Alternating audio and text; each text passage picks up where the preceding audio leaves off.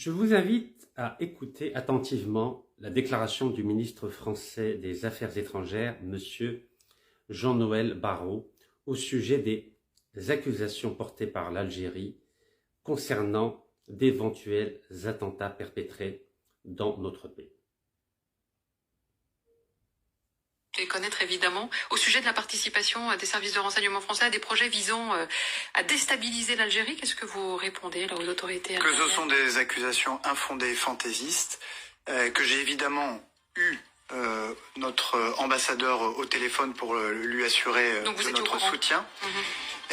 Et que s'agissant de notre relation avec l'Algérie, nous avons même écrit en 2022, le président Tebboune, le président Macron, une feuille de route qui projette la relation entre nos deux pays sur l'avenir.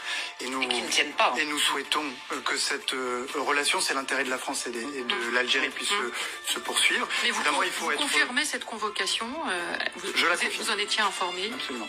D'accord, et vous la contestez?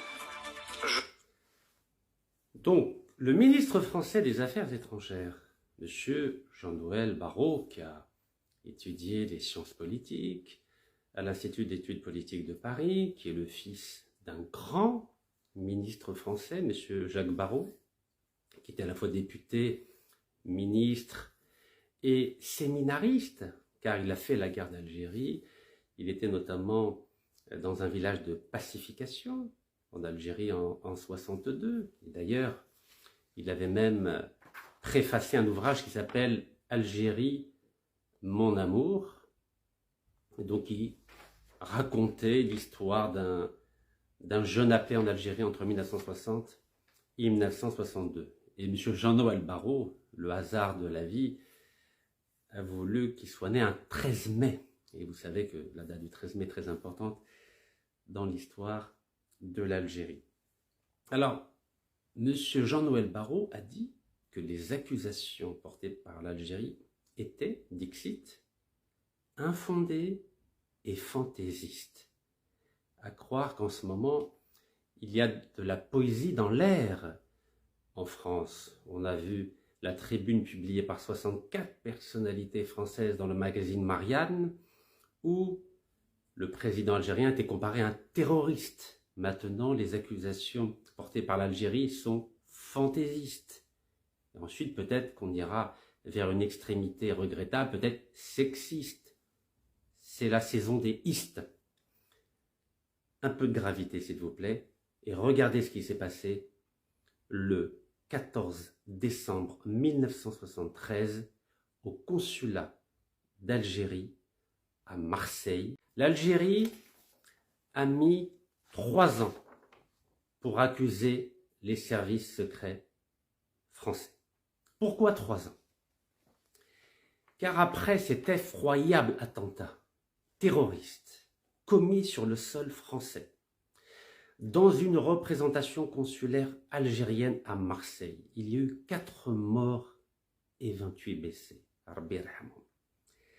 Pourquoi je vous dis que l'Algérie a mis 3 ans pour accuser les services français? C'est parce que le 3 janvier 1976, un attentat a été déjoué au siège du journal du FLN qui s'appelle El Moudjahid à Alger. Et qui a été pointé du doigt? Des Français, là aussi, qui avaient envisagé de commettre plusieurs attentats, non seulement à Alger, mais à Bonn, dans d'autres représentations consulaires à l'étranger. Et 3 jours après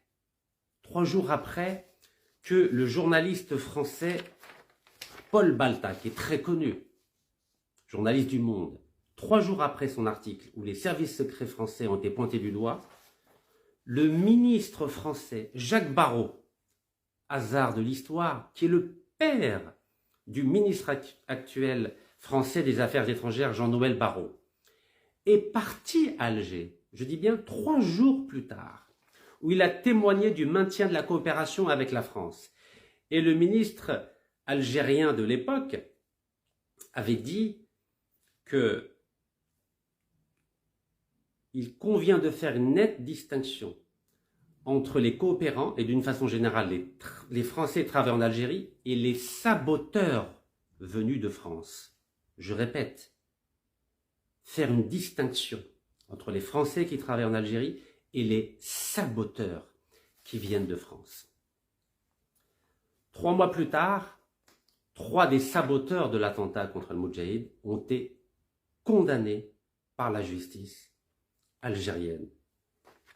Et à l'époque, la France n'a jamais dit que les accusations de l'Algérie étaient infondées et fantaisistes. Pourquoi? Parce que c'était incontestable. Et parmi ces 3 saboteurs condamnés, il y avait une personne qui s'appelait Danielou. Son vrai nom, c'était Paul Daniel. Et ce Paul Daniel était considéré comme le financier chargé de financer les attentats en Algérie. Donc on est loin d'accusations fantaisistes. C'est ce qui s'est passé en Algérie, aussi bien lors de l'attentat meurtrier, l'attentat terroriste contre le consulat d'Algérie à Marseille qui a fait 4 morts et 28 blessés, qu'au niveau de l'attentat perpétré devant le siège du journal algérien El Moudjahid. Et donc à l'époque, M. Jacques Barrot, ministre français et père de l'actuel ministre des Affaires étrangères, savait mesurer ses paroles. On ne dit pas n'importe quoi lorsqu'on est ministre des Affaires étrangères. On doit maîtriser à la fois son sang-froid et surveiller les adjectifs qu'on utilise.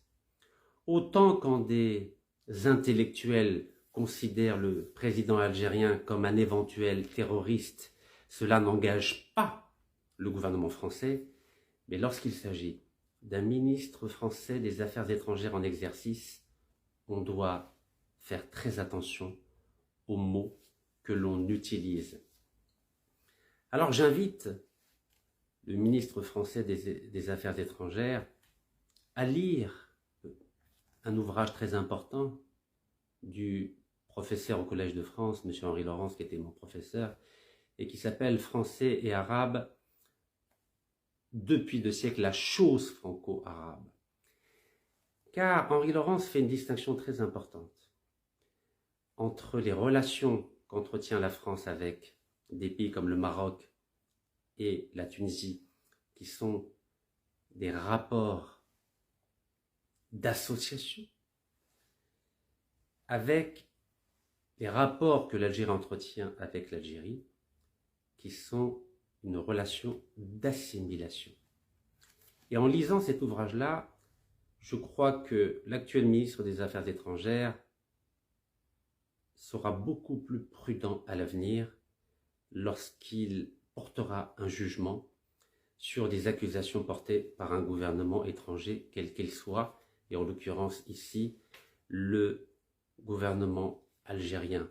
Car l'histoire de l'Algérie et de la France, elle est émaillée par beaucoup de tragédies, et la tragédie de l'attentat terroriste perpétré au consulat d'Algérie à Marseille le 14 décembre 1973, les Algériens ne l'ont pas oublié, quand bien même aucun média français en parle, et pourtant, il y a quelques jours à peine, c'était le 51e anniversaire de cet attentat terroriste où les services français ont été mis en cause et personne n'a considéré que c'était des accusations infondées ou fantaisistes.